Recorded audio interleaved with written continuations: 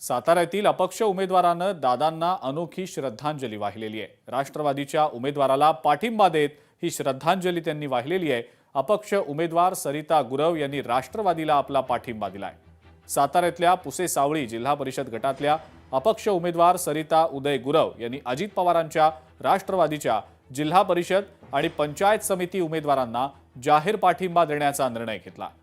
या निवडणुकीतून माघार घेत राष्ट्रवादीच्या उमेदवार रिया पिसाळ, पुसे सावळी पंचायत समितीचे उमेदवार संग्राम कदम, म्हासुर्णे पंचायत समिती उमेदवार रेखा घारगे यांना जाहीर पाठिंबा दिल्यानं त्यांचं आता सर्वत्र कौतुक होत आहे।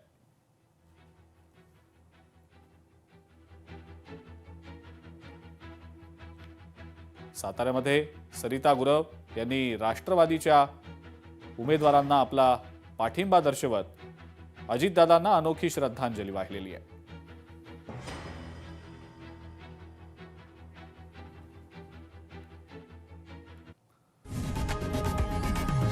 लोकशाही मराठी ऐका, पहा, जागरूक रहा।